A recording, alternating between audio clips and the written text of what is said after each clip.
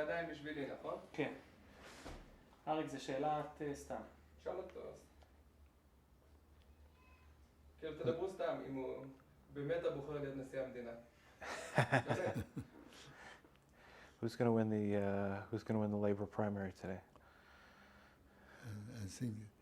I think our field will be Paris. Okay. Paris. I knew him very well. Very well. I gave a job to his brother. Took him to our company in Italy. No, there was today a very good article in the Jerusalem Post. Oh, yeah? In connection with Paris. You should read it. It's very interesting.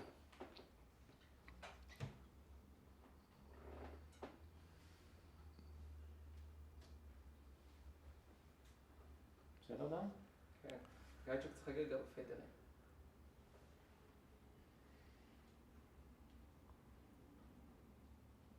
Henny, next time when you want me to keep quiet, you just ask them to come.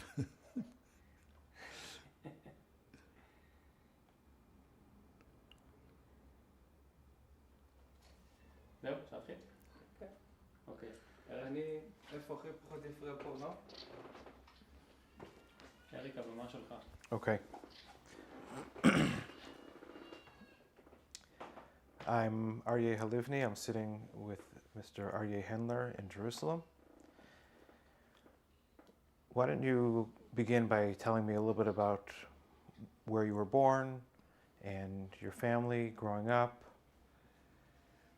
And I was born, almost by chance, in Brno, which is Czechoslovakia today. It was because my father at that time was in the army, in the Austrian army, and like a good Jewish woman, my mother tried to be with him, but I stayed there not more than about 2 or 3 months as a little baby, and I was then taken to Germany, to a town where my father had a business in the metal business of a famous town in Germany, Halberstadt, Halberstadt, which was just about 1 hour train journey from a bigger town, Magdeburg, Magdeburg, where I spent really most of my youth, and where, funny enough, was a town where 80% of the Jews were Reform liberal Jews, 20% those who came from Poland, like my father and others. There was a good relationship, but these were the Orthodox. The remainder were were liberal Jews, and it was a town which I found later, in fact recently, where there was already a Jewish community in the year 930. 930, it means from people who came really from Italy or from Rome, and it was not a Zionist town, but at the same time there were a number of very important Zionist leaders. One was called, there are lots of streets in Yerushalayim named after him, Arthur Rupin, Ruppin. He was, of course, not Orthodox, but a great Zionist, and he was the first person whom the Zionist movement, long before all the big things started, he was sent by them to Jaffa. Tel Aviv was at that time really nothing, to Jaffa, and there he opened the first Palestine office. Later, this Rupin became the head of the, how would I call it, settlements department of the Jewish agency, World Zionist movement. And the funny part is, even when he died already, he couldn't speak Hebrew, he spoke German, but was a wonderful person, and these are the type of people who helped to develop really the state in a proper manner, and right when it started. Obviously there was at that time too politics, but politics did not play the same role as it plays today, because at that time, I mean, I was nothing at that time, I was a little baby. At that time, they really tried to build a new country. Not only a new country, I would call it a new nation. Mm-hmm. Tell me about your parents and what they... My parents, my father, first of all, they were good Jews, they were Orthodox Jews. My father was quite a leading man in the little community, the Polish Jewish community, which was completely Orthodox, unlike the liberals. There was a good relationship between the two, but there was a difference between the liberal and the Reform, we called them liberals there, and the Orthodox. And my father, at that time, was quite leading metal merchant. He had two other businesses, but that's not so important. He was really a metal merchant, something which he learned in that place from where they came before, from Halberstadt, which was a famous Jewish little community, particularly famous for the metal companies which they had, so much so that the Russians, they ordered metals from that town in Halberstadt. Were your parents Zionists? Did they speak about Palestine or Eretz Yes. Israel? My father did not at the time believe that he would still have to go to Palestine. He felt extremely well. He had a very good position also socially in Magdeburg. My father belonged to those people. He was a good Jew, but he never wanted to believe that one day the Nazis may take over this. He believed in Germany, funnily enough. And he was deeply disappointed when the Nazis then came to power and did what they did. And when my father then finally, with my help, and my mother and my oldest brother, and I managed to get them to Palestine, which was before war broke out, before 39, really in 1938. My sister, whose daughter was just here, my sister, not anymore alive, and my brother-in-law, not anymore alive, they lived in Tel Aviv. My brother-in-law was already in Magdeburg, regarded as a very good Chazan, and he was here, Chazan in the Bet HaKnesset HaGadol and in various other Bati Knesset in Tel Aviv. Do you remember them talking about Eretz Israel or Palestine? Yes. My father did not always agree with it, but you must realize in our house we had quite a big building, where we lived, and where part of our business, my father's business, was metal business, and even if my father was always a little bit hesitant to believe that he himself would one day have to go to Eretz Israel. But what he did do, he enabled us, the young people, the youngsters, I was the youngest in the family, he gave us a very big part of his house where we established in 1936, 37, a proper Jewish and Hebrew school where the youngsters, both boys and girls, learned Hebrew. And funnily enough, even if my father, I could not regard him as a political Zionist.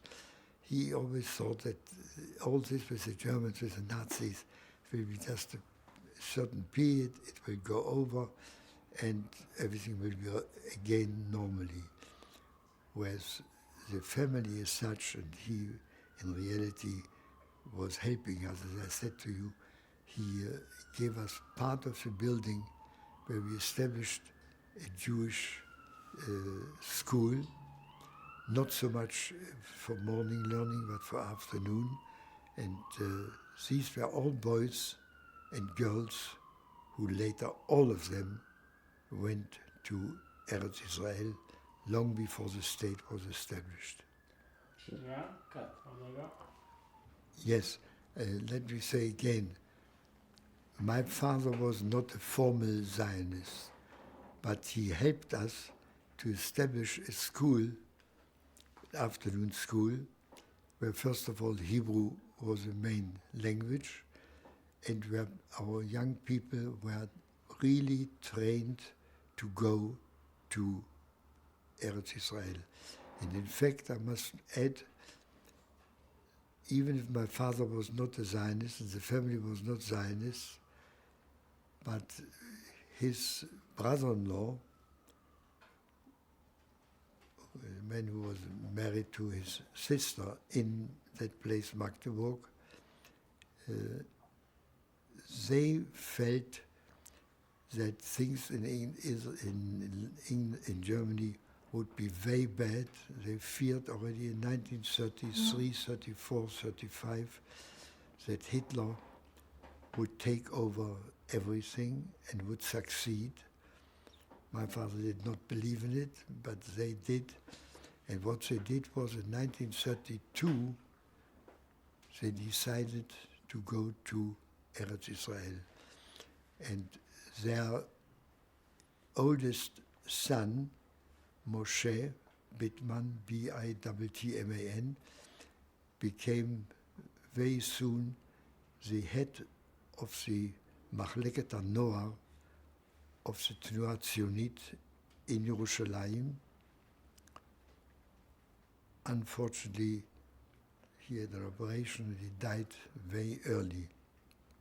His brother, who is, thank God, still alive in Tel Aviv, he was a leading chief of police in Tel Aviv, particularly in charge of everything connected with Tnuah and things like that. He is, of course, long retired. He lives in Tel Aviv, and another brother was also quite active in Tel Aviv, but he died also very early. Where did you go to school? Tell me about the school that Yes. You went to. Where I went to school. Where you went to school? Yes. After having been in what's in German called the Bet Sefer Amami, the Volksschule, soon after third and fourth year you had to decide whether you want to continue there or whether they will allow you to enter a gymnasium, which is, and my parents, they sent me, my wife never wants to believe it, to a monastery school, which was the highest school there in, for 9 years we learned Latin, 7 years Greek, and English and French were regarded as something which no one needs. And the funny part is that in spite of the fact that there was a small Jewish community, And those who were Zionists were even smaller, but all of them, really all of them, managed to get to Eretz Israel before things got very, very bad in Germany. It means before war broke out and before the Holocaust and everything connected with it. And we have here today, in various places in kibbutzim, the young men with whom I went to school together every day. I've got a picture of him here. He is 93, and he is still an active chaver of kibbutz Sde Eliyahu. And so there are various others, but of course they died. Most of the people died, but let me put it like this: the Zionist motivation in our little town Magdeburg was extremely strong, and even today I can find people from the town who are now very, very old people, or their children, very, very active. In fact, one of the last boys who was, when was it, 2 years ago, 3 years ago, when all these kibbutzim, Kfar Darom and so on were destroyed, Eliezer, he was one of my youngsters in Magdeburg. He simply decided, when the army came to close Kfar Darom, he simply was sitting on his chair, and they had to take him out of his room in this chair. And thank God he's still alive. I don't know where he is at the moment. Why do I mention it? It was a comparatively small Jewish community, with a majority of people who were long living there, who were liberals and reform. But in the end it turned out that those who wanted to remain Jewish, they really became very, very good Chalutzim here in this country, and even now find many of them, or their children, all over the country.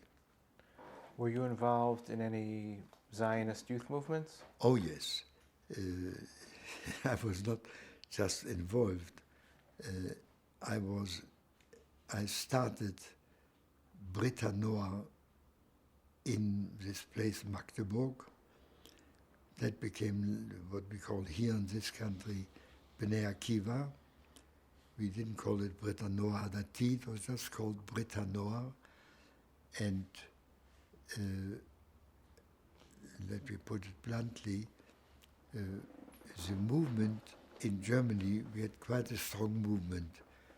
Tz'ire Mizrahi, Brit HaNoar, led by people who are all dead, unfortunately, from Hamburg, which was a big Jewish community, where one of them became the director of the Kfar HaNoar Dati. I don't know whether that means anything to you. It's in Kfar Hasidim, a very, very big place. And one of the reasons why I was asked by Mrs. Sold to come to Eretz Israel already in 1936 was because she said, look, you're bringing us religious boys and girls, but we have no places for them. Mikveh Israel at that time did not accept one religious boy. You know Mikveh Israel. Kfar Noar Dati was too small. So she said, if you want to change it, then you have to come, you have to do it yourself. And I came.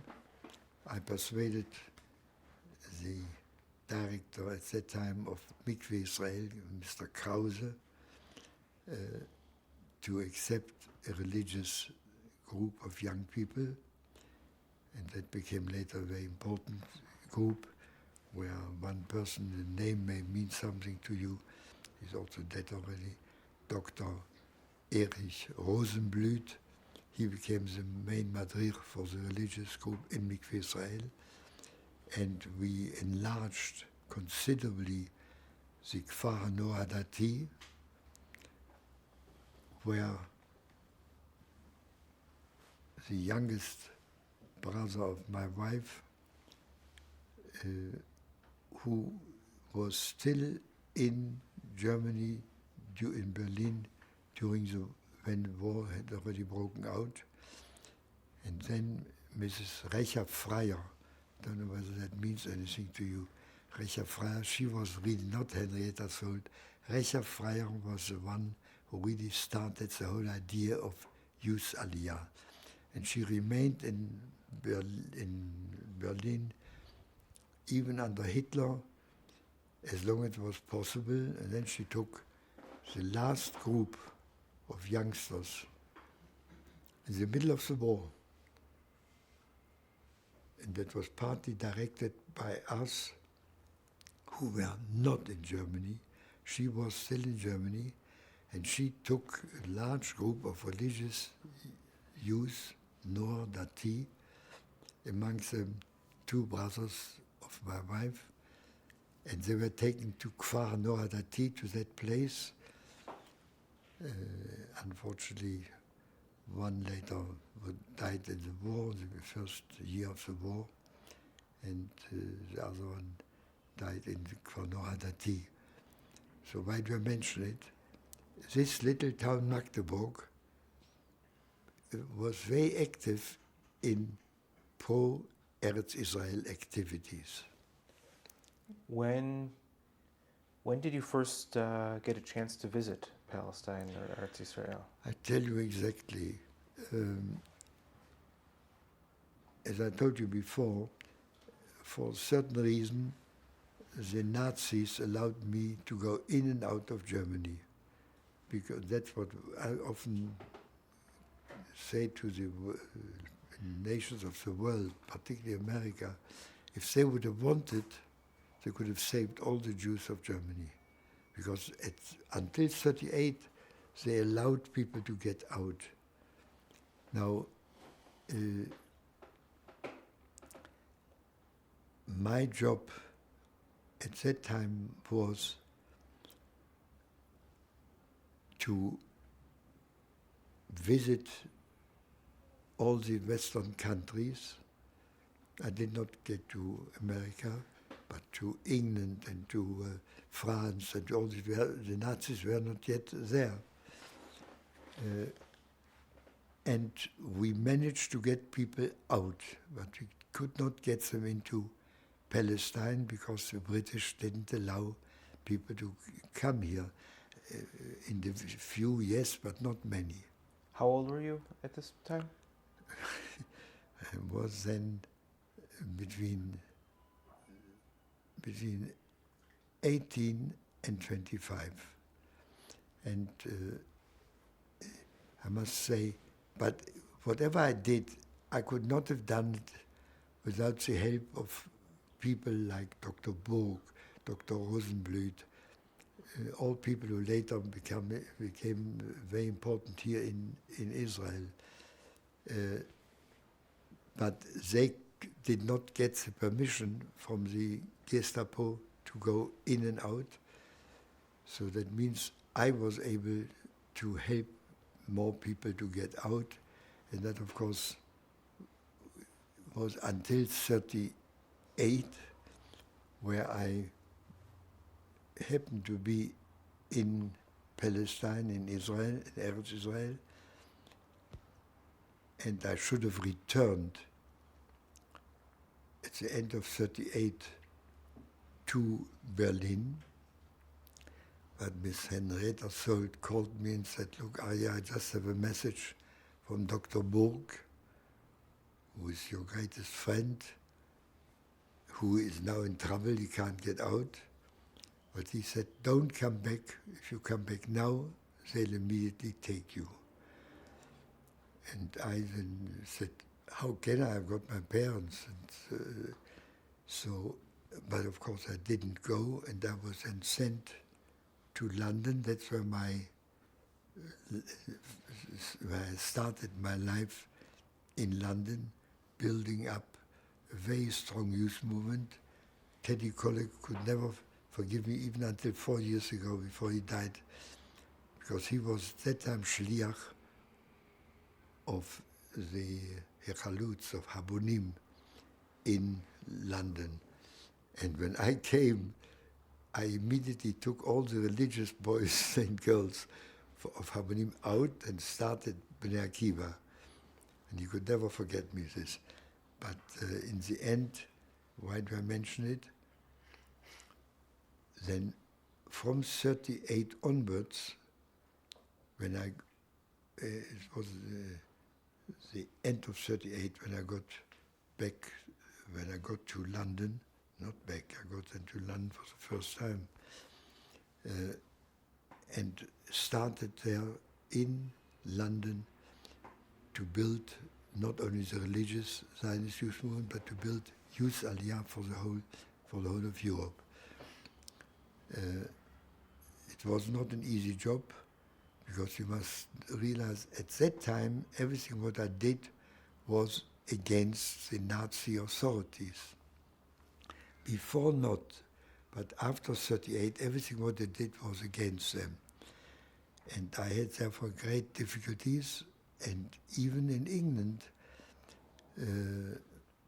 where you must have heard, we managed to bring, then at the beginning of the war, 10,000 children, young people, to England. The famous Kindertransport. Wasn't an easy job, but I used it, like my friends in Hechaluts, which is a non-religious Halutz movement. We used it in order to train these youngsters, boys and girls, in various harsharot throughout the country.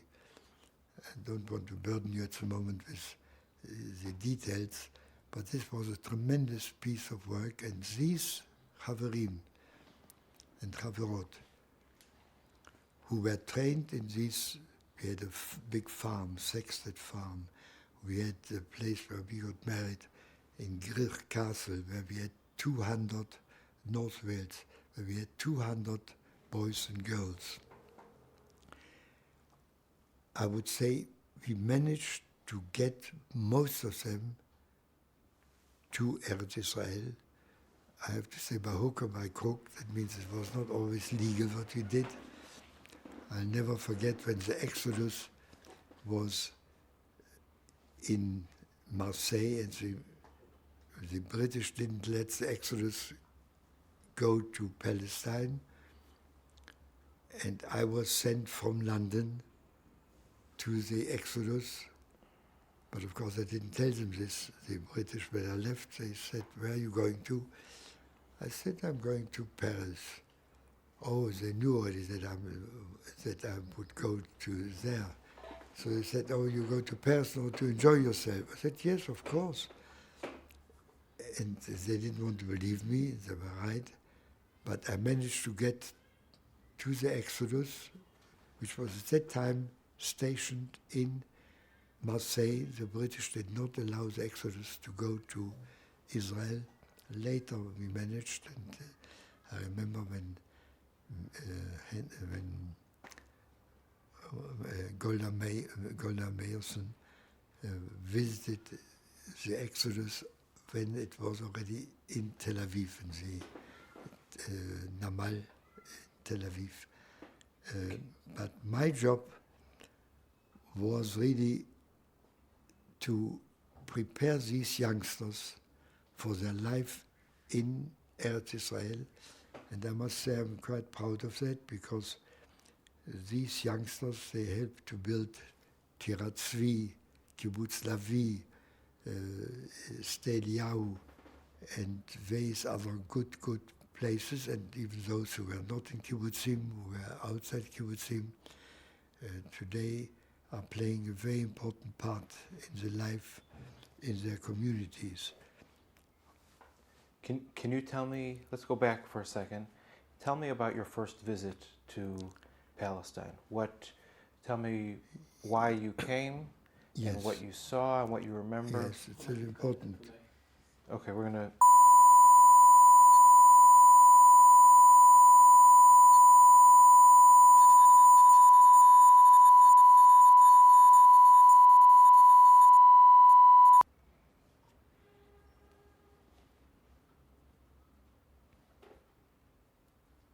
אוקיי, בבקשה. Is that actually? Okay. Man. Okay. Tell me about your first First. visit to Palestine. Yes. First of all, let me say something general. Don't forget I was a comparatively young boy, and for me the idea that I was able to visit Eretz Israel meant a lot. And in 1936, yes, was already 36,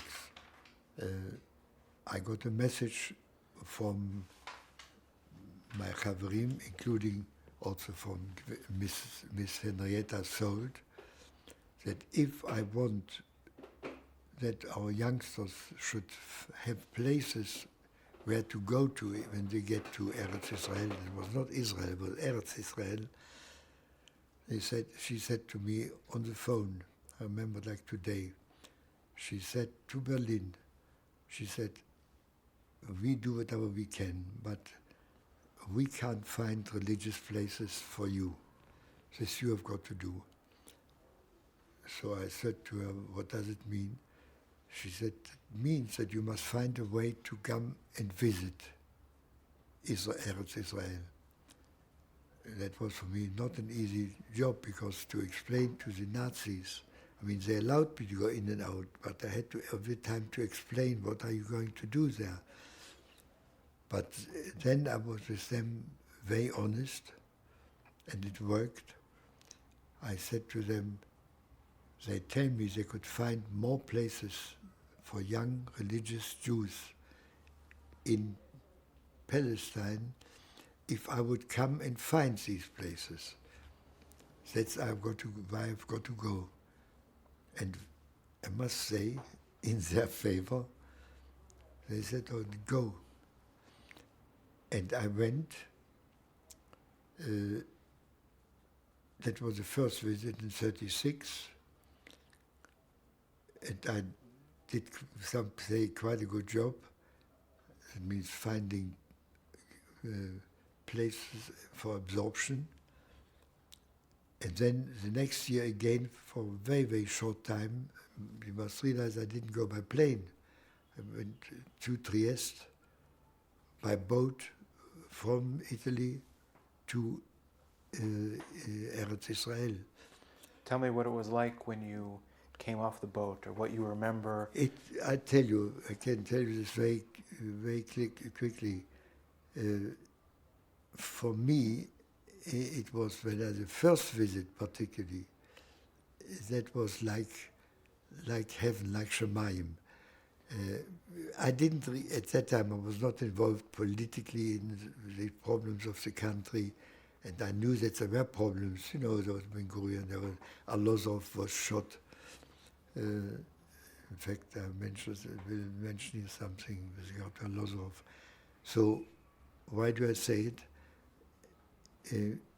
This first visit to Eretz Israel meant so much to me. It's true, I had already a number of friends and relatives there, so I didn't come to a complete strange country.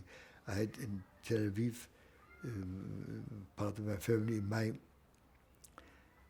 The second visit, my grandfather, whom my father brought from Poland to Magdeburg, to Germany, he didn't want to stay anymore when Hitler came to power, and he then managed to get to Eretz Israel, to Palestine, already in 1932, when we all feared that things are going to be bad. And he did not want to stay anymore in, he said to my father, you should also come as quickly as possible, but my father believed more at that time in Germany. And when I came, I had the great advantage, I had not only many friends, but I had even relatives to whom I could turn.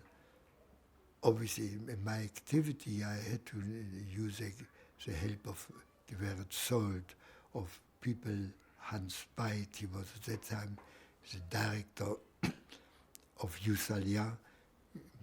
Henrietta Sold was in charge, but she was on top. But he was the Maskir Klali. And I must say, not nice that I say it for myself, I found my way in Eretz Israel very quickly. It's true, I had quite a number of friends already at that time, let's say in the famous kibbutz Rotkes, which is now kibbutz Yavne.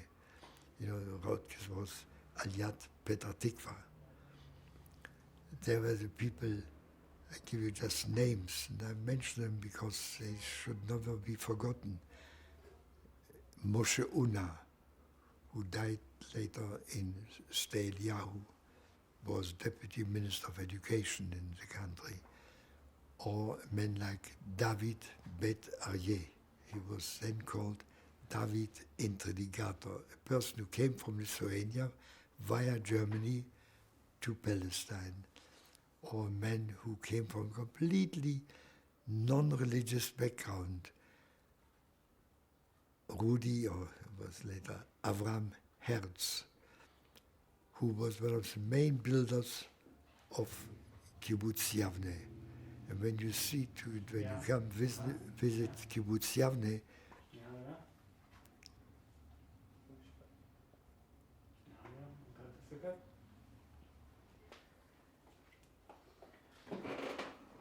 Did you participate in any of the Zionist congresses? Oh yes, I would say I participated in every Zionist Congress since 1935 until today, for all my sins. And good that you mentioned this, because as I told you before, for reasons which they had, the Gestapo allowed me as one of the very, very few people to go to any country I wanted to go. And in 1935, there was a Congress in Lucerne. When there was, and I was a comparatively young boy, when it was not a boy, I was then already 20.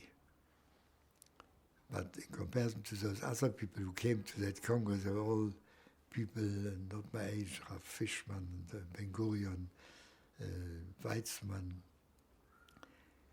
So in 1935, I went there.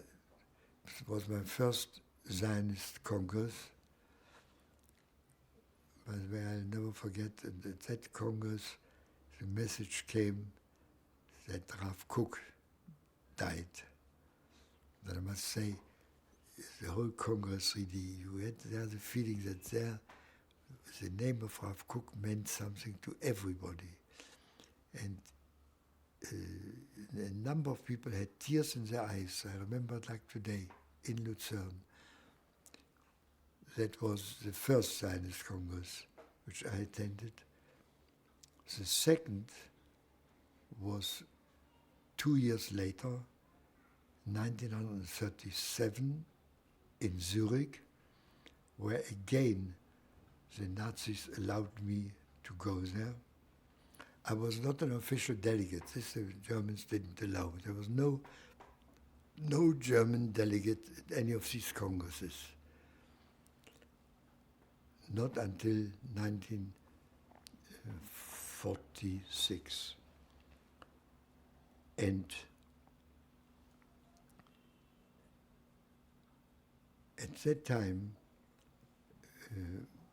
when first of all we heard, not only I mean, I was a youngster, nothing, but you had the feeling when the news came that Rav Kook died, it meant a lot to all of them who were sitting there, whether it was Weizmann, or whether it was Ben Gurion, whether it was Moshe Shattok, later Sharet. They all had a deep feeling for that, what Rav Kook tried to do, not only to tell others to be Orthodox, but to go to them. You know, he went to the kibbutzim and he went to these places where there was no religion, and he worked there. That was his greatness, and therefore I'll never forget. I mean, for me, Rav Kook at that time was just a name, nothing else. Look, how could I, sitting in Germany, know much about that, about him?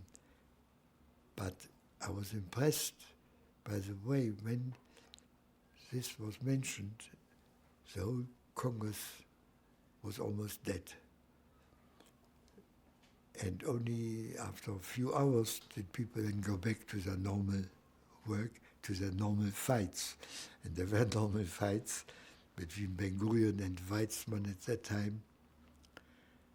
That was my first Congress.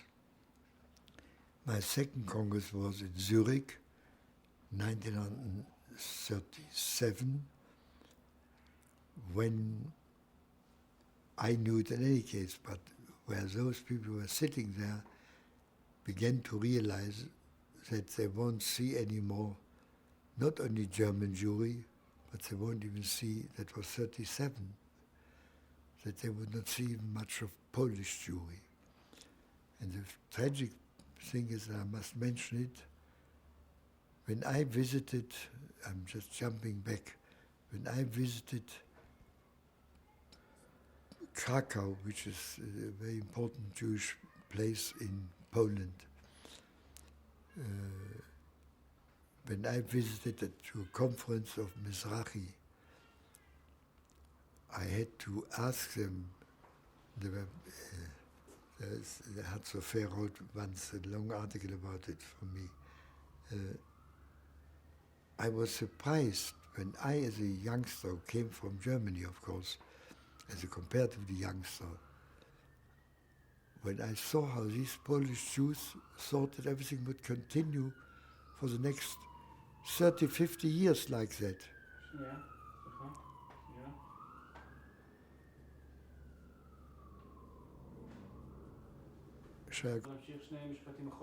When I visited these Jewish conferences in Poland, I was surprised how the Rabbanim... What year was this? In 1936. Yes, 36. I was even there a little bit before, but 36. I remember, why do I remember? Because at that time, Dr. Zerach Wahrhaftig, you know, who later became Minister of Religions or something like it, when he pleaded with the Rabbanim, also at this conference, he said to them, things will be bad in Poland too, like they're bad now in Germany. Let's get away from there. And he at that time came with permission of the Chinese government to bring hundreds and hundreds of Rabbanim to China, and from China later to America or to Palestine. And you know, I remembered because I was there. The Rabbanim didn't want to hear. I mean, the majority. They said, everything will be all right in the end. The Nazis will get theirs, and our Jewish life will continue. And Dr. Wahrhaftig, I remember like today, I mean, I wasn't at all these meetings, but I mean, at this conference which we had, he tried to tell them, if we don't go now, they'll kill us all. He had at that time permission from the Chinese government to bring via, you know, it was a tremendous journey, via Russia by train to Shanghai. And he took quite a number he managed to take. And later from there, he managed to get quite a number to Eretz Israel and the remainder to the States. He himself went first to the States, and we called him later back when the state was established. We said, Dr. Wawtek, you have to be here. And he came. Now coming back to what you asked before, look, we knew that things are bad. But you know, when you are a youngster, you always think that things will turn better. And that the old people, all right, they don't know anymore and they can't do anything else, but we the youngsters will be able to do a lot. There's an article about this many years ago. I've got the article here by Moshe Krone on my life, particularly because he at that time, he was a youngster, he was Shoma Dati in Poland. He couldn't even come to the first conference because he was only a youngster. Warfty came and people like him. What I'm trying to say is, at that time, people like myself and other people, like Dr. Burg, they were not making preparations for going to Eretz Israel, but they knew that it's the only answer for the Jews in Germany, provided they will be left alive. And I remember I mentioned it here, and I have to be very careful now what I'm saying. שנייה. טוב. כן, אפשר להמשיך, אני רץ. שנייה.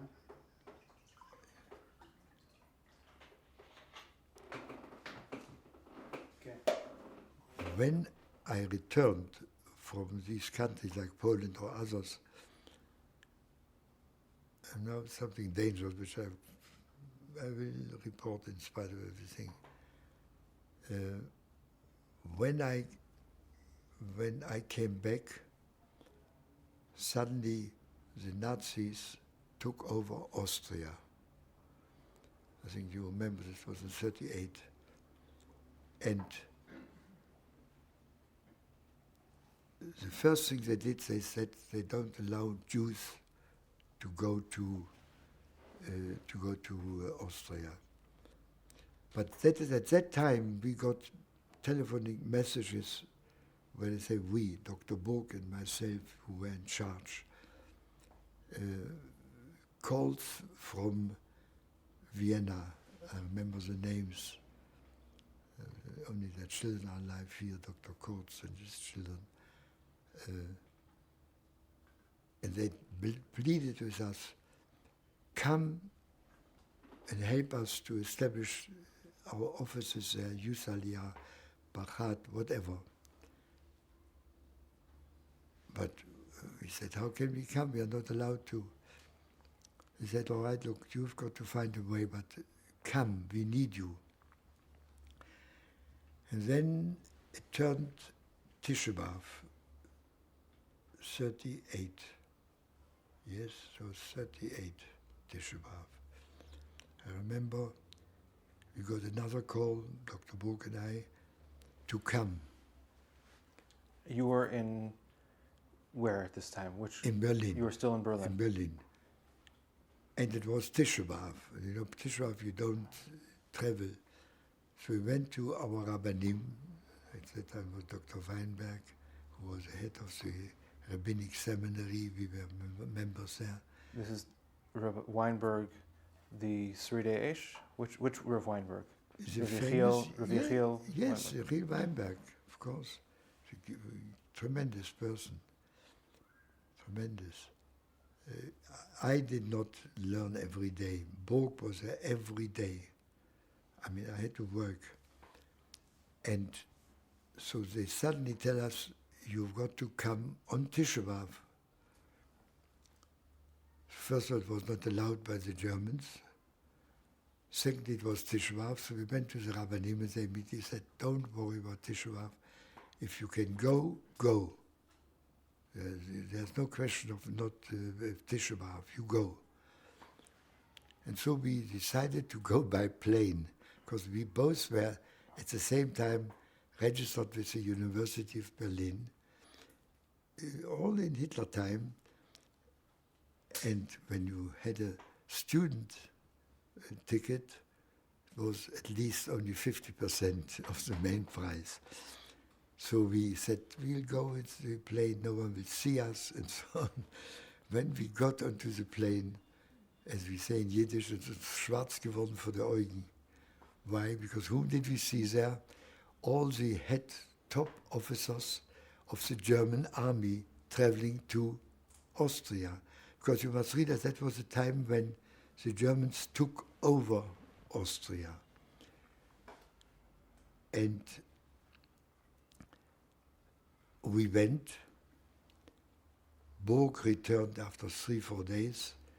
I returned only after 2 weeks in order to help them establishing the offices, etc.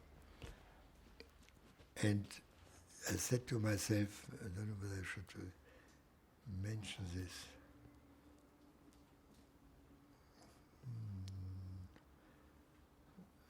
All right, I mention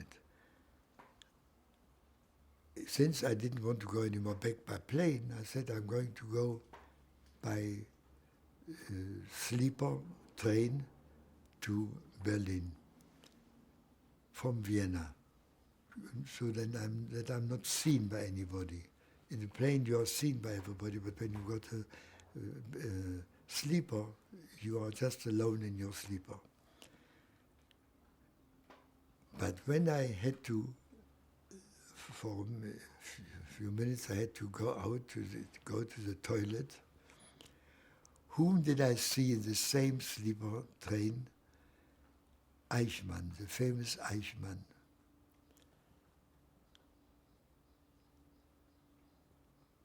And one reason why I didn't want to come to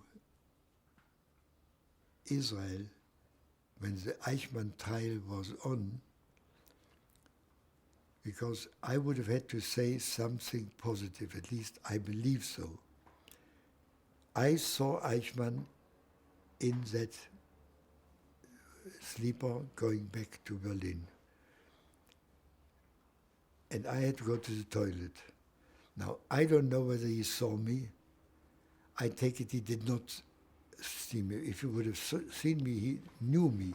He knew my face, because I had to report to his office all the time about all my, when I came back from Chutz Laaretz, that where they allowed me to go, I had to report in 8 copies to the Gestapo everything which I did. I could tell you stories which I don't want at the moment to tell you. Anyway, so obviously, maybe he did not see me, but he had good eyes. He may have seen me. And I was not allowed to be in Vienna. Nothing happened to me. I got back to Berlin, and in this respect, everything was in order. And I must tell you a story which is quite of interest to people. Among my journeys at that time from Berlin to other countries to get visas for our youngsters, I went, of course, also to London. I didn't know London at that time as I know it today. And I visited a number of people, tried to get help to get visas. I didn't get much help. I had to go to farmers. They gave me permissions to, they said, we are prepared to take 1 or 2 of your boys. Then I went, this I can tell the story. Then I went to visit the chief rabbi Herz, the famous chief rabbi. I later lived in his street. We lived in his street, later opposite the house where he lived. And I went to him, and I told him, listen, you've got to help me. We want to get people out of Germany.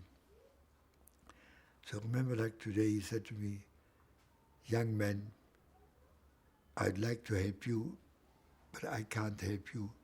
My Balabatim, at that time it was the chairman of the United Synagogue, was Sir Robert Valley Cohen. He was at that time the managing director of Shell. The war hasn't started yet. It was still before the war. And he said, I can't help you much. My Balabatim don't help me at all. He spoke strongly against his Balabatim. I'll never forget that. But he said, I can help you with one thing.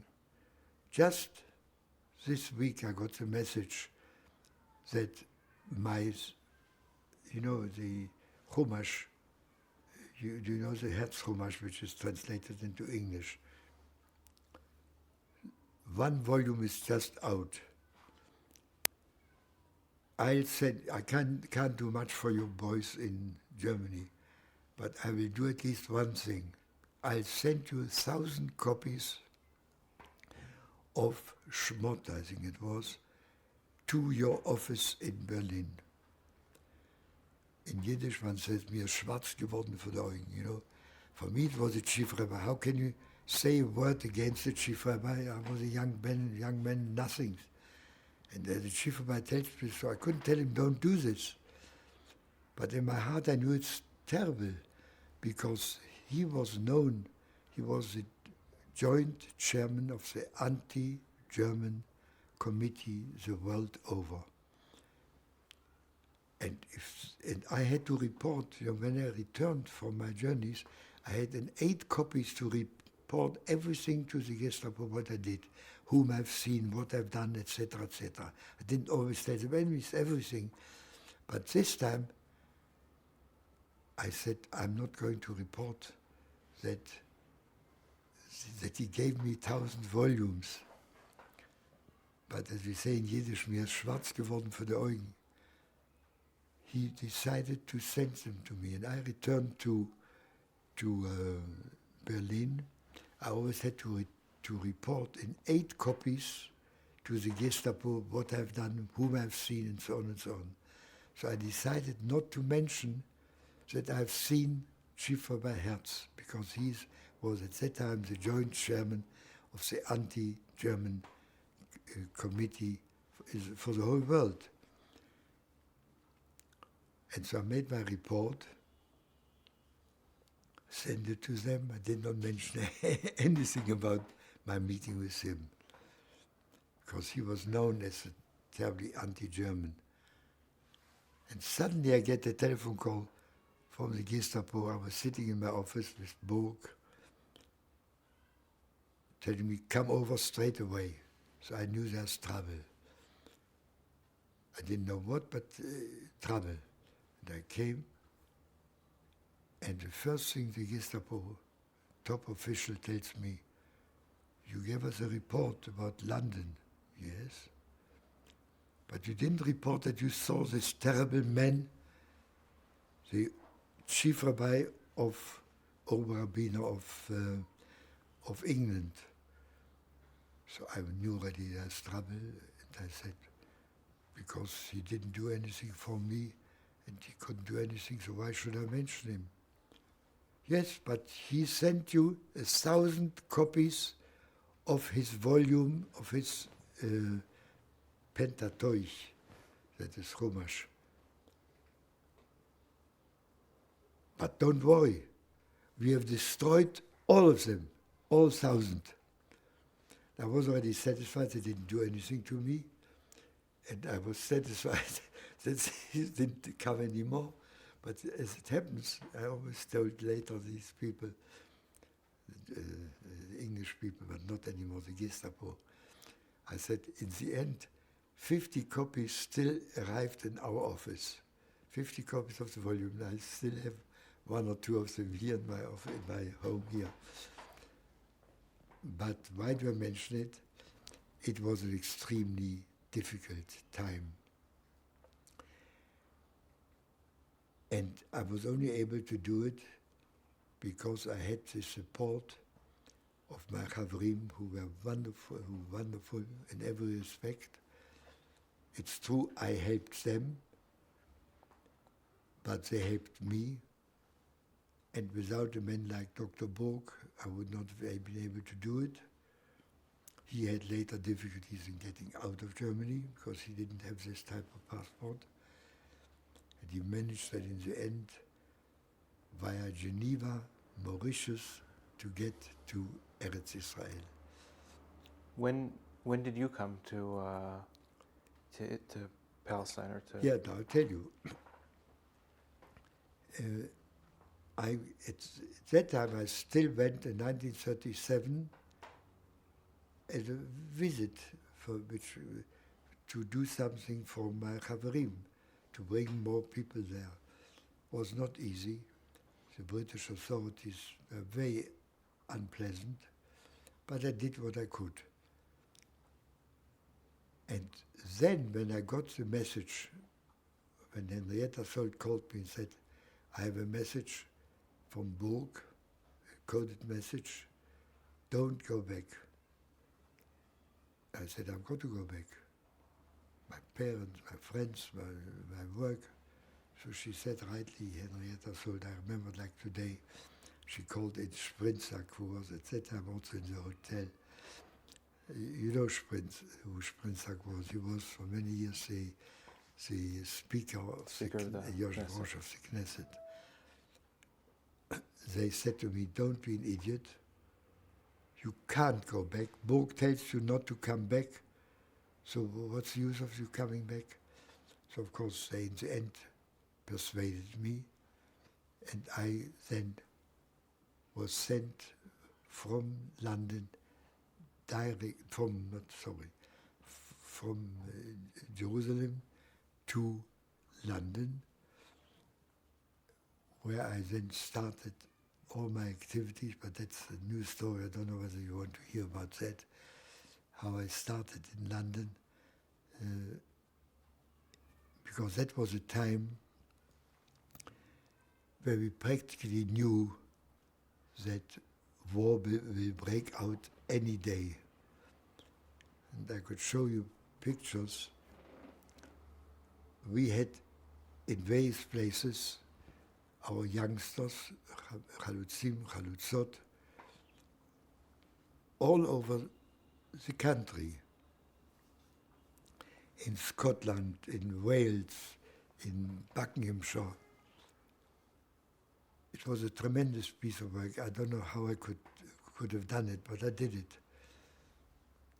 I visited the other day here in an old age home the girl who was at that time my secretary under most difficult circumstances in London. She's still alive. And why do I mention it? At that time, we knew that if we built up here in London,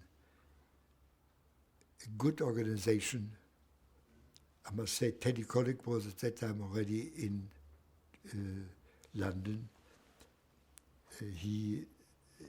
Some people say he did this or the other, I don't want to go into it.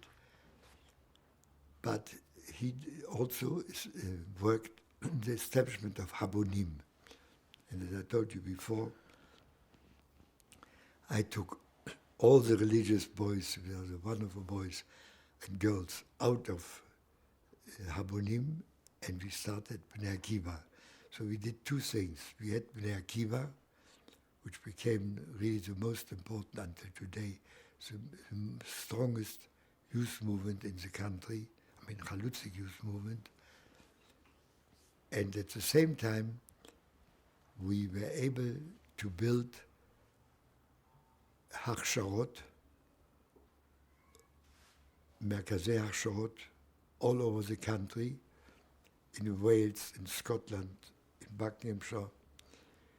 And I must say that was one of the greatest works which I at least regard that I've done. The only thing was, I remember I could show you a picture, I should have prepared it, have it somewhere. When the war broke out, the morning, on a Sunday morning when we got the news that there's war, that meant that the children in these places would not see their parents anymore. And I went there on a Sunday morning, was a 7 hours drive, to the one place, Castle, I have a picture, where I addressed the 200 boys and girls. And I had to tell them, out, we can only do whatever we can to get your parents out, but we can't promise anything. And I must say, this was one of the most difficult moments in my life, when you have to speak to wonderful young people where you knew that they would not see their parents anymore. Because it was at the same time, I mention it also on purpose, because these things are forgotten. We had, just before war broke out, the Nazis decided to take a group of youngsters, men, boys and girls, without asking where to, direction of Poland, out of Germany. But of course the Polish didn't let them in. So they got stuck in Zbonjin. That is what is today was called no man's land. That means the Germans didn't let them in, and the Polish didn't let them in. We had some wonderful people in that place. Teachers, I remember them today, all friends of mine. They were all killed by the Nazis, and we then decided what the Nazis have destroyed, we have to rebuild again. And that's when we started building the movement and our centers, our Akshara centers in England. And I must say we were really very successful. I got married in one of these centers, Henny, when war was already on. And we managed in all these centers to train young people, boys and girls, who later became the builders, as I mentioned to you before, of Kibbutz Yavne, built Lavi, Bet Rimon, in Steliau. You find these boys even now, Tiratzi. Of course, the majority are not anymore alive, but some are alive. And I keep in touch with them, and they keep in touch with me. And I could tell you much, much more about this. Of course, that was all the time when the state was not yet established. And I told you about that. Then in 47, 47. this is important. This is important.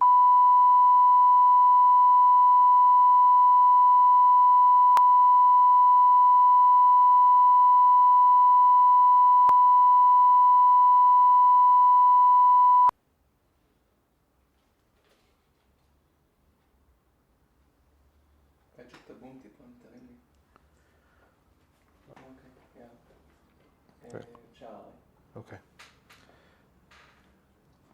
Tell me about when you came, after the war, when you came to Palestine. Yes, the war was over, and I still worked 1 year from London in the displaced persons camp, DP camps.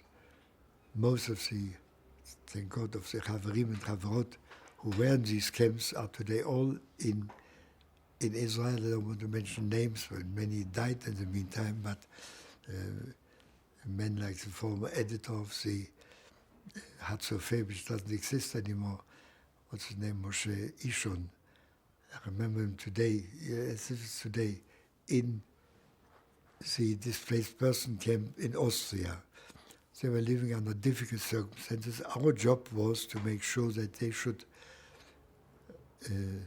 remain good human beings, because, you know, in a displaced person camp where you only people who were before in concentration camps, I don't need to tell you, if you know a little bit about human nature, that these were not the easiest people to deal with, because for them they knew that what I don't take, I won't get. And there were very difficult situations.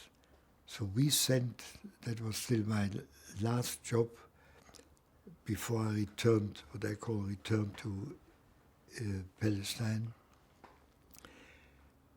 We sent a considerable number of wonderful Chaverim and Chaverot into these displaced person camps. The British authorities allowed us, they got uniform, like I got the uniform. My wife is still annoyed because I used the clothing coupons which we had for normal suit, and I had to use it for military form, not important. And what I'm trying to say is, these boys and girls in these displaced person camps, those who survived, they were not the easiest of people. That's why we sent some very fine and good people from London to these camps. Yeah. But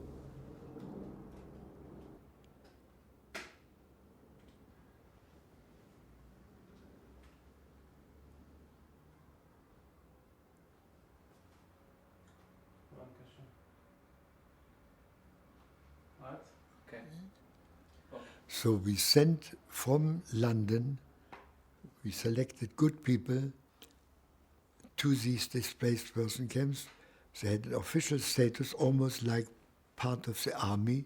They had uniform, and they did wonderful work, because they made, you must realize, some of these people, not everybody, God forbid, in these displaced person camps, some were almost like robbers, because obviously when you are in a proper camp and you may die tomorrow, then you don't ask any questions of morality. You do whatever you think is good for you. So we had to send some very good people. They then later returned. I'm mentioning it because one person who we sent to the American zone, his name is Shia Abramovitz. He, you know, in certain parts of Europe, the American joint, took over these activities. And he remained from then until today. He's not far from here in the joint office. He continued in the joint, traveled throughout the world today in obviously different activities, Russia, America, South America. I'm mentioning it because I always tell him, Shia, I'm proud of this, that it was so difficult for me to convince him at the time that he should do this work. He wanted to become a rabbi.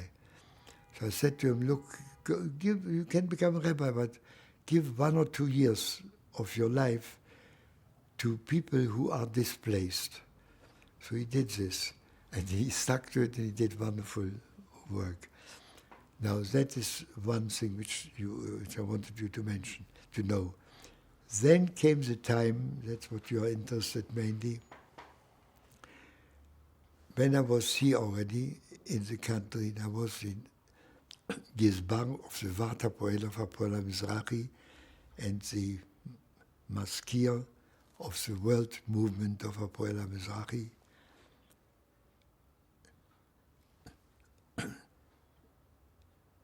And that was very important and good work, but at the same time that was a preparation for the state. Because then, in 1947,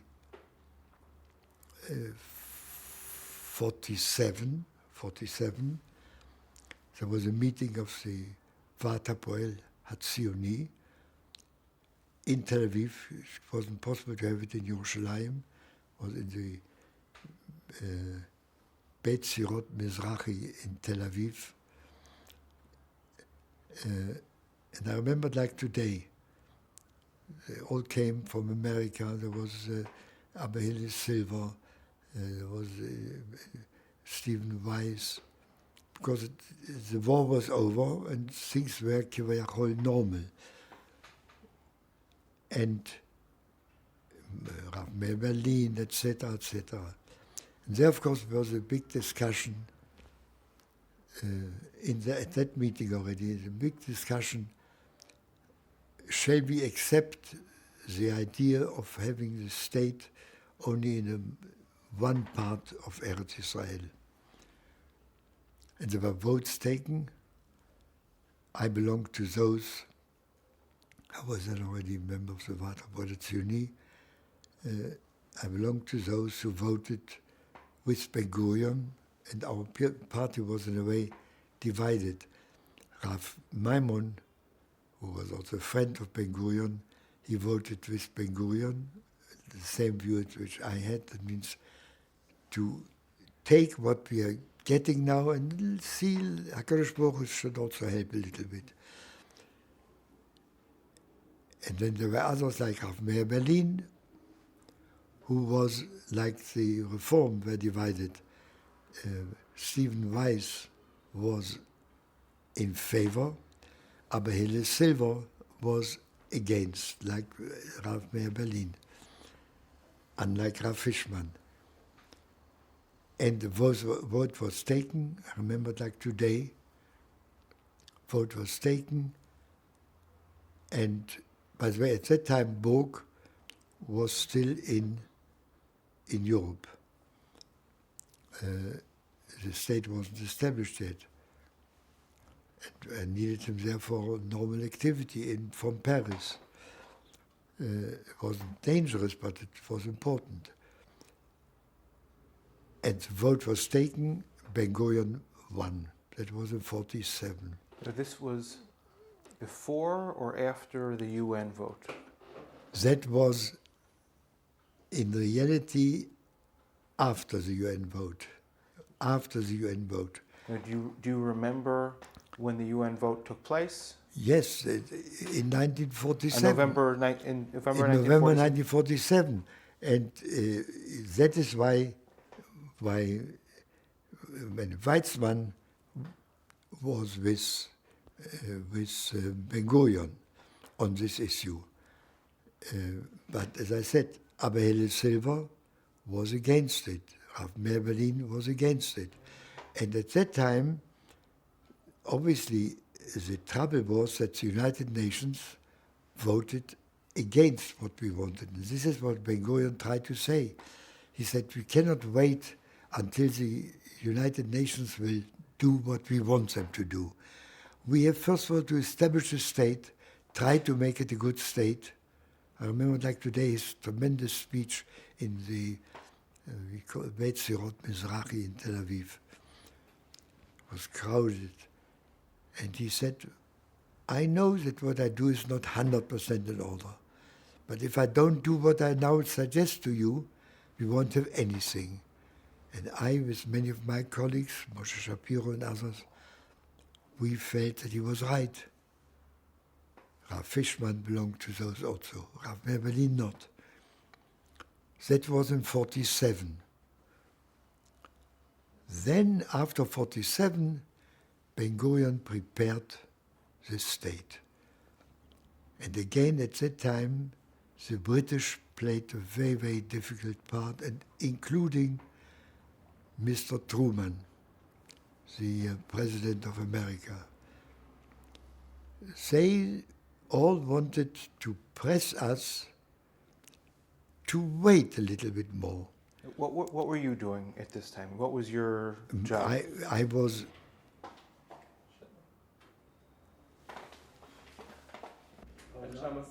איפה הייתי, where was I? Yeah. Oh yes, now comes.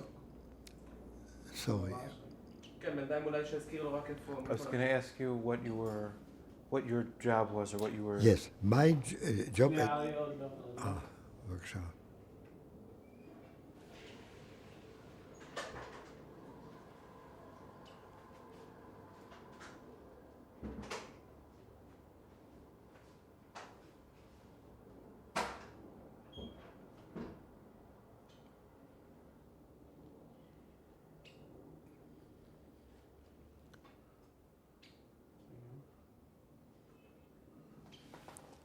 אני יכול לעשות. לא, רגע.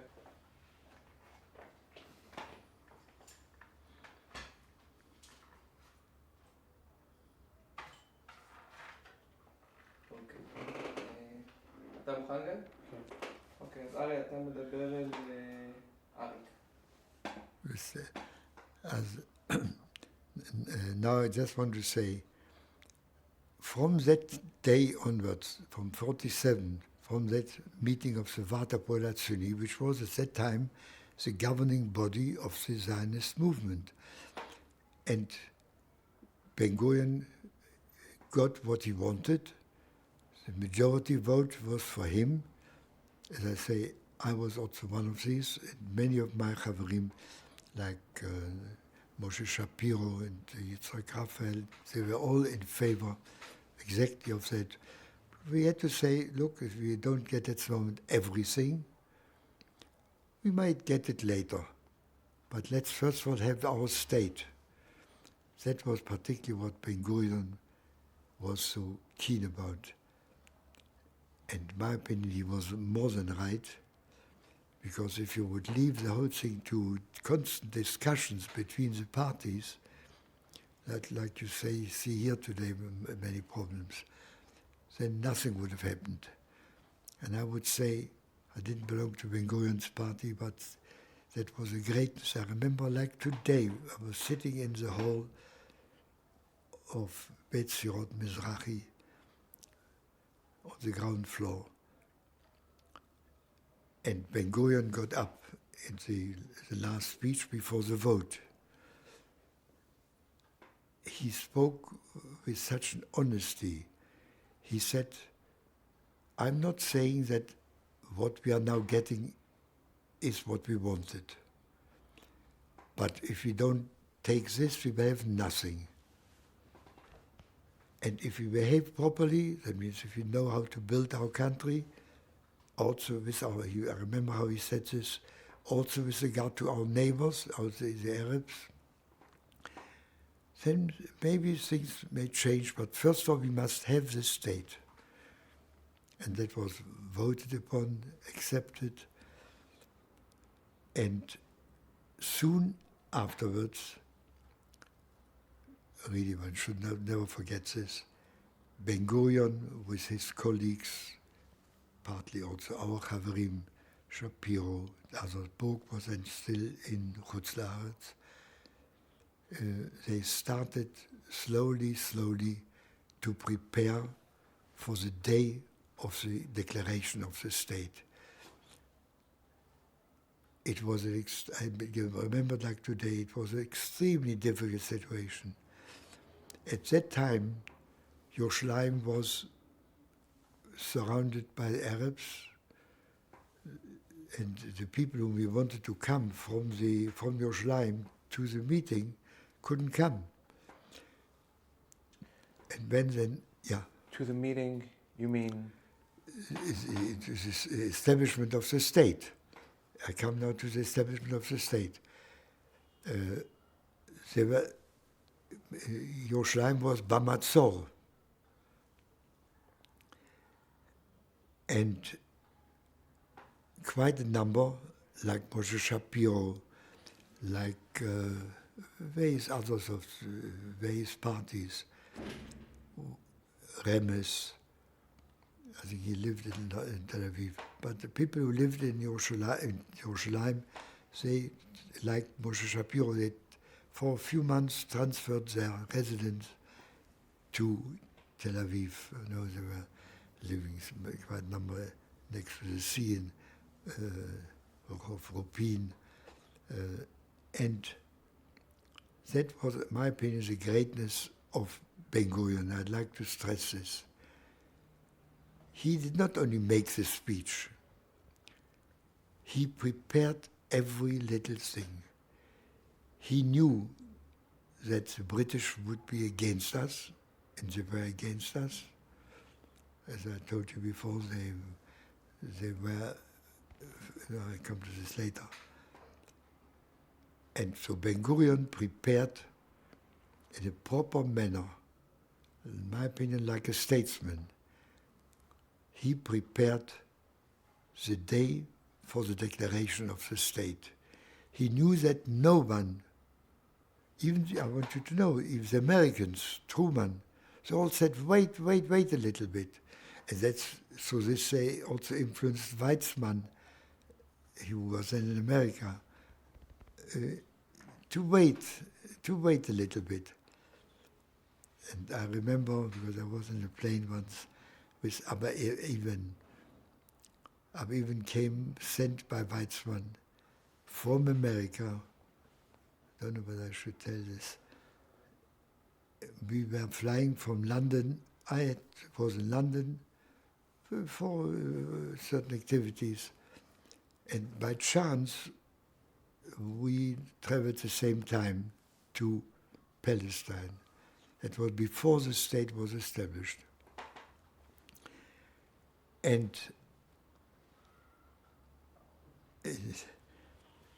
at that time, we went by proper plane from London to Marseille.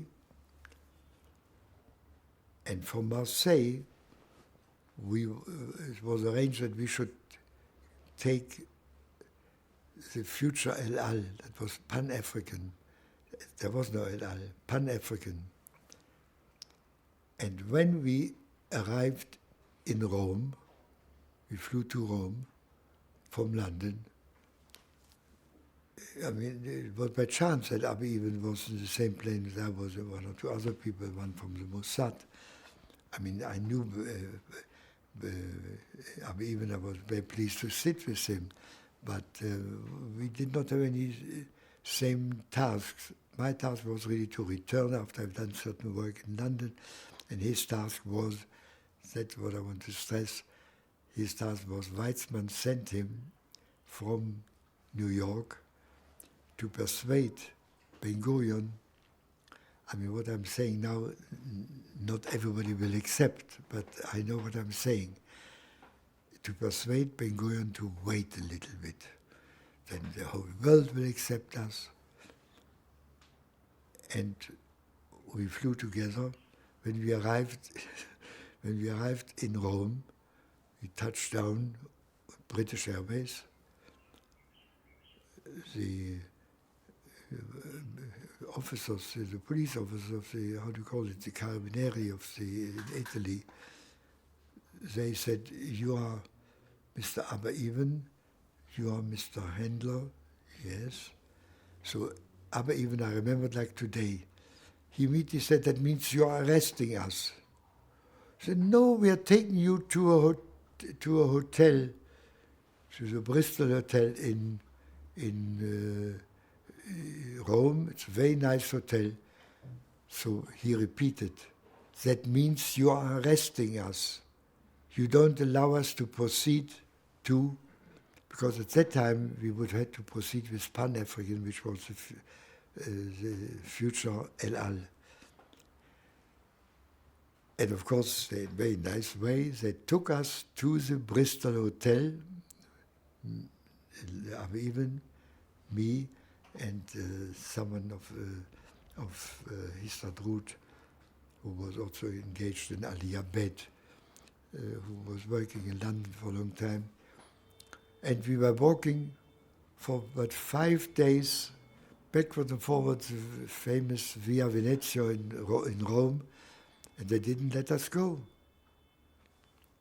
In the meantime,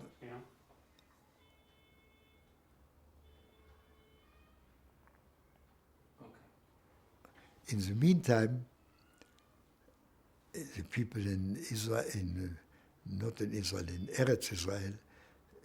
They knew about it and they tried to do whatever was possible.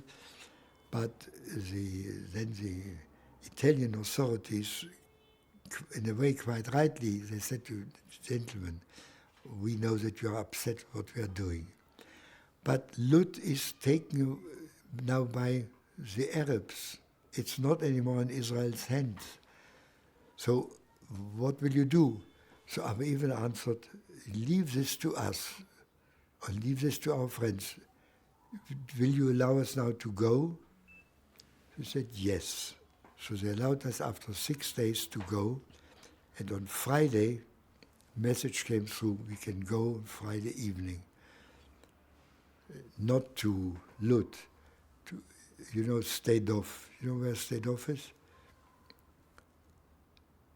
And of course, Abba even took the plane, and this other Chaver, not Chaver, I mean from the Mossad.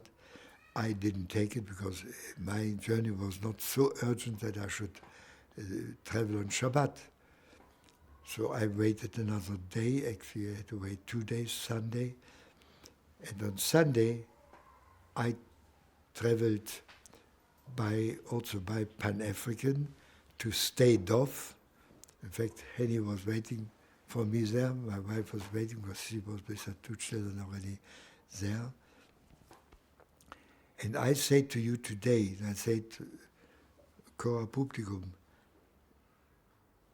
if Ben-Gurion at that time would not have said, we are declaring the state, whatever happens, we would never have had the state.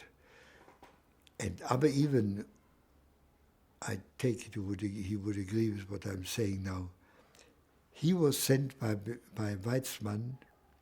He was a statesman, Abba even, someone to explain to Ben-Gurion that a little bit waiting could do everything good. And I believe Ben-Gurion was right. I believe, that's already history, I believe if at that time Ben-Gurion would not have prepared for the state, we would not have had the state. We would have had something which the United Nations would give us, but not something which is 100% ours. And I'll never forget, I mean, I was a young man. I knew Ben-Gurion from a private because his son was connected with a company, I can tell you, Atta, the textile company in the north of the Handlers, but it still exists. I was connected with it, and he was connected. He was a manager here. So we knew each other privately very much. And I today know that if not for his clear decision, and there were people in the country also who said, no, wait a little bit, it doesn't matter if we can wait a bit. And he said, I'm not waiting. And in fact, there were some, I remember, because a cousin of mine was killed in Jaffa. He was in Etzelnik. I remember the Levaya.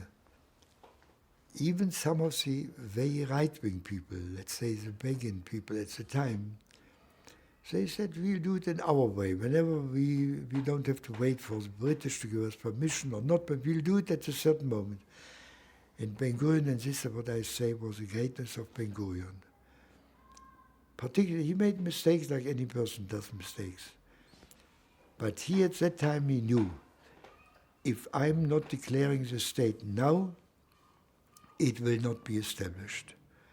Neither by Truman nor by anybody else in America. And then he prepared. Oh, sorry. Then I remembered. 1 second.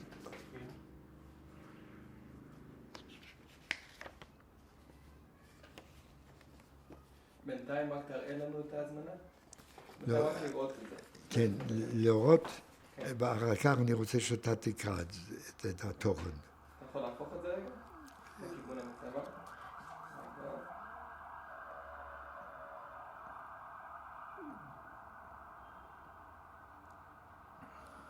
אוקיי, עכשיו, אחרי האמבולנס. וכתוב כאן clearly, oh, sorry.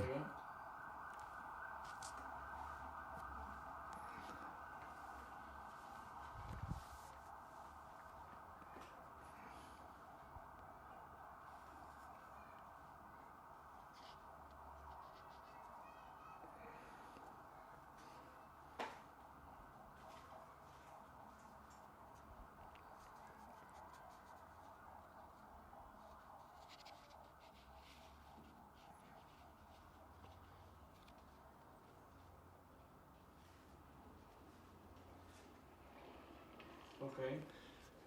The invitation says clearly that's what we got. לכבוד חבר Handler, and clearly רק אורח. I was only an אורח at the meeting. And this was the formal invitation. And this is the text of the invitation. הננו מתכבדים לשלוח לך בזה הזמנה למושב הכרזת העצמאות שיתקיים ביום ו' ה' באייר תש"ח בשעה 16:00 באולם המוזיאון שדרות רוטשילד 16. אנו מבקשים לשמור בסוד את תוכן ההזמנה ואת מועד כינוס המועצה. המוזמנים מתבקשים לבוא לאולם בשעה 3:30. בכבוד רב המזכירות. זה מישהו בא במוטורבייק והביא לי את ההזמנה הזאת. יום לפני זה. In English? No, you were just continue in English. Somebody came and brought you this. Sorry, I continued. And when I showed this invitation, like I showed to you here at the moment, half a year before Rabin was killed, in the Knesset, I was sitting with him. I told him about it. He said, Aryeh, show me the invitation. So I showed him the invitation. He said, Aryeh, I now have to sign it. So he signed my copy. He said, it's such a great thing. And why do I say it all? The years afterwards were not easy, and nothing is easy today. But if Ben-Gurion would not have had at that time the courage against many of his own Chaverim, some of them even in the kibbutzim, I don't want to mention names, who said, let's wait a little bit and we'll get it then with greater dignity. Ben-Gurion then said, no, I'll do it now. People who don't like it, they don't like it. I believe that if we are not doing it now, it will never happen. And I believe he was right. I'd like you to tell me the story of how, from when somebody came and brought this special delivery to you, till how you felt. Did you realize how important this was going to be? Yes. Now I tell you, it was in a way very simple. As I told you, we lived very near 5 minutes walking distance from his house in Shderot Kerkayemet, that's what it's called. And I knew Ben-Gurion from other occasions, both in the movement, Hapoel HaMizrahi and so on, but also from a very difficult time when that was at the beginning of the war, when he was for a time with his wife, what's her name, her famous name? Paula. Paula, in London. They lived in the same hotel in which I lived. That was right at the beginning. And she came to me and said, Aryeh, you know of people who go to Eretz Israel often. That was before the state was established. I said, yes, I may even go. She said, oh, that's good. You have to take this coat along for my son. So, of course, She knew that I know the son because the son worked in the ATA, which was connected with the company which I was directing from London. And again, I come back to all this, what I've felt. I had no special relationship with Ben-Gurion. He knew me. He knew me for a different reason, but this I don't want to get into at the moment. It's a bit of politics. But I must confess, he tried to use me a little bit, I say it in a positive sense, not in a negative sense. He tried to use me to convince also my own חברים. שנייה, אריה. כבר נמשיך. Describe the event, but describe the whole... The event as such, yes? You mean the declaration of the state? You came, who was there? How many people were there? Yes. What it looked like? I'll try to say this, yes, I'll try to say it. I wanted to add something else even. I can, many people are asking me what was my feeling then when I sat together with so many people. By the way, you have to remember that the Yerushalayim were not able to come, with the exception of Rav Maimon, whom he brought.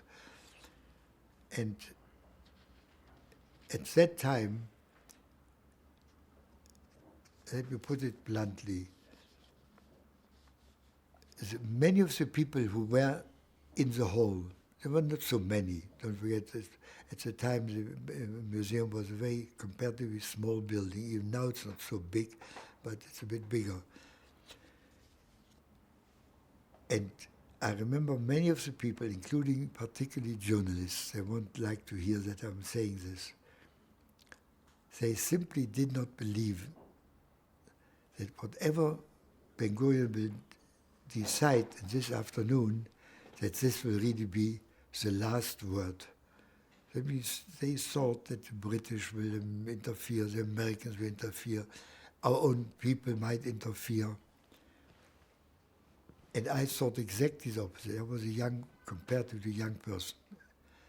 I was so impressed by the way Ben-Gurion dealt with it. Even, let's say, later, when he asked me to take Rav Maimon or Rav Fishman home to his hotel, which was 8 minutes walk from where we were. And when he was so keen that Rav Maimon should not only be satisfied, but for him it was important, and he asked him direct in Hebrew, he asked him, do you also agree that I do the right thing? And I was present when he, before we left the building, he said, David, I said in עברית, David, אתה עושה הדבר היחיד והנכון. It means he said, you do the right thing and we are all with you.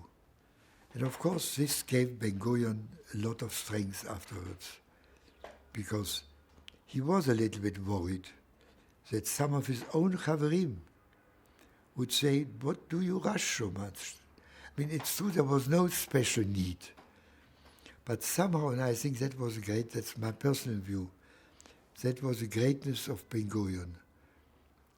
He felt that if he doesn't do it now, it will not happen. Because, we knew at that time Truman and even a little bit Weizmann.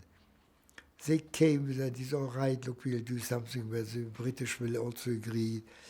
And Ben-Gurion said, the British don't want the state. Whatever they say that they will want it in a year's time, they don't want the state, they will not help us. And I must say, this is where I personally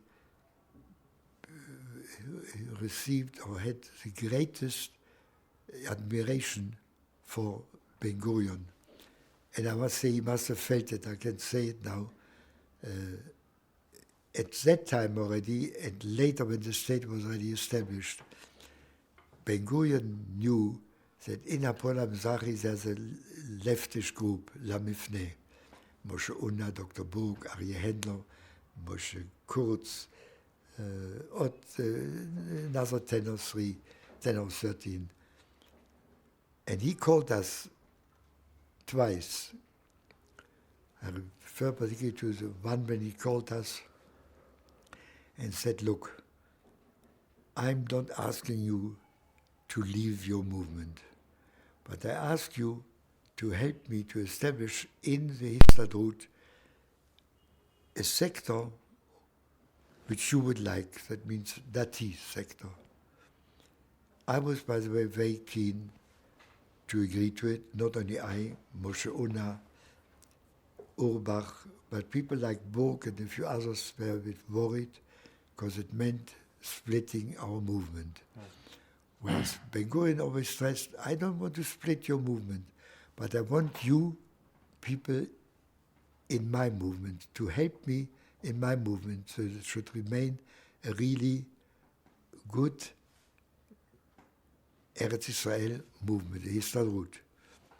That's it. Describe for me what it was like coming to the museum and Afterwards or before? before. What it was like to come into the room, how it was set up, where you sat. I tell you, yes, I tell you straight away. First of all, for me it was not anymore such a new thing because I was already told by Ben Gurion in his home what is going to happen in the afternoon. So I knew, but I was... Tell us, because we don't know, I don't know what the order of events was. The order of the events was very simple. There were mainly press people there, of course, not only, but particularly press. And it was a comparatively small hall for the guests. Ben Gurion and the secretary, what's the name? Scharf, I think is the name. He later became minister. But then he was just a secretary. He asked the people to sit down. That's in a simple manner, to sit down. And I'll never forget, here I'm with party men. I was very impressed. When they sat down, he took Rav Fishman at one side and Moshe Shapiro to the other side, which was very interesting. Somehow he wanted to appeal to the religious sector, but it was in all honesty. I was sitting behind, what's his name? Mayor Wilner. Oh, it's all right. It can happen. Ready? Lamshir. Yeah. You must realize that this museum, particularly at that time, was a comparatively small place. And the main visitors were journalists who obviously wanted to write down. I was sitting behind. I was not a member, of course not. But I was sitting behind Mayor Wilner, the communist. And why do I mention it? Because at that time, and Ben Gurion knew it, and that's why he was a bit laughing about the other people, those who told him to wait. It's true, at that time, the Russians, the communist Russians, that's why Mayor Wilner was so happy and was supportive. They at that time thought that Israel would immediately join the Russian bloc. And there were people, I remember so well, I don't want to mention names now, who were very much in contact with Czechoslovakia, Romania. These were all the Russian bloc. And the Russians were waiting if the Americans will say no, they will say yes. Very simple politics. I remember today the face of Mayor Wilner. Mayor Wilner was so happy because he knew that some people from America, including our own people, told him to wait. Whereas the Wilner people, the Russians, were hoping that the state of Israel will quickly become a part of the communist bloc. And people like myself and others who were sitting there, who are a little bit politicians, that is why we were so keen on what he did, Ben-Gurion. Because if he would have waited and would have to wait until the Russians would have said, now you do it, then the whole situation in Israel would have been different. And Ben-Gurion felt that. That's why Ben-Gurion, I remember how he said it later, you know, when one left, it was Shabbat and we had to take Fishman quickly to his hotel. I also wanted to get home. But I remember Ben-Gurion was mixing with some of the others, and everybody congratulated him, of course. Well, before you get to that, you're sitting behind. I was sitting behind Mayor Wilner. And did the program start on time? It started. That was one, I would say, one of the few Jewish or Israeli functions. Everything was on time. People were asked to be there. When was it? I forgot now myself. We were there. Yes, we were there at 4 o'clock. We had to be there at 4 o'clock. Obviously, everyone was there at 4. And at 4:30, everybody was sitting, particularly those who had to vote later. 4:30, everybody was sitting down. And you must realize what happened. All this, the whole documentation, it had to be signed, at least by those who were present. I was not one of the people who signed. These, like Mayor Wilner, he signed. And I remember Ben Aaron, Zisling, Golda Meir, Moshe Sharet, they were all there. But the wonderful part is, that what made me this wonderful impression, because I knew Zionist congresses were talk and talk and talk. There, everything was quick and to the point. Ben-Gurion spoke. So he got up and He got up, gave few words of explanation, not much, and he said, we have decided today to declare the state of Israel. And he read the declaration. And when he finished, he then asked people who are entitled to sign should come up, because he had the declaration in front of him. And they were asked, again, not me, I was not one of them, Mayor Wilner, they all got up, and some others like Zisling, Ben Aaron, they came down, because they were sitting a little bit higher. They came down to Ben-Gurion, to the place where, I think it was, what's his name, Scharf, who was at that time the Maskir, later became some Tsar. Nothing else happened now, that's what I want you to know. They signed, and Ben-Gurion said, Toda Rabba. Did Rav Maimon Maimon was sitting next to him, so he was able to sign, and he called me, Ben-Gurion called me, without much fuss, and said, bring Rav Maimon, Rav Fishman to his hotel. So I said, of course, Baruch, and he said, yes, but I want to be sure that he's being taken to his hotel because there is Shabbat, and he will not want to stand on the street. And I took him there. We had a l'chaim, we drank together, fish, and I was running home to my people because there was Shabbat. And I remember that I like to say again.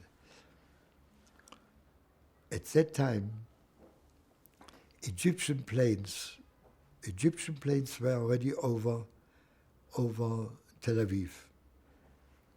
And in spite of it, we were dancing. And Glub Pasha, what I told you already, Glub Pasha, or Glab Pasha, he took an Arab army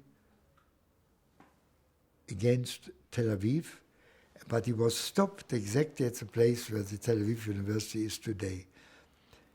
And my job, of course, was mainly to take him home, to go home myself. Later we were all together with friends in Rehov Dizengoff, and we danced, some of us the whole night. And I say today again and again, not that Ben-Gurion is the greatest man in the world, but if he would at that time not have been strong, and there were people, including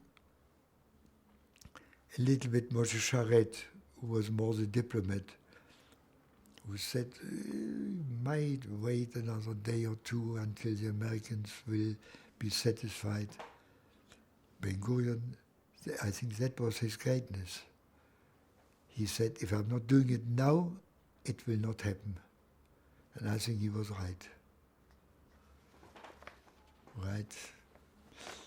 I don't know, you don't want to listen more. Enough, you have enough. It's very nice of you to listen, and I must tell you, I'm very happy that I would very much like other people to listen. By the way, that has nothing to do anymore with his speech. There's now the museum, the Tel Aviv Museum, and my son from London, he comes a lot here, and he had a number of friends connected with the museum. Staff, I forgot the name of the woman who's the Menahelet. And she has many times schoolboys from America and from England and from Israel, of course, coming to visit. They want to see it. So I was myself very satisfied with that. And I forgot the name of the woman who's the secretary of the museum. I think she's still the secretary. That was 1.5 years ago. They asked me, Mr. Handler, would you be prepared to come and speak in front of there were at least 100 American students and schoolboys and girls and Israelis. Would you be prepared to come and explain all this? So I did it, and they were all very, very satisfied. All right. I think I bored you enough. No, it was fascinating. Fascinating. Now, I hope that we'll meet some other time, and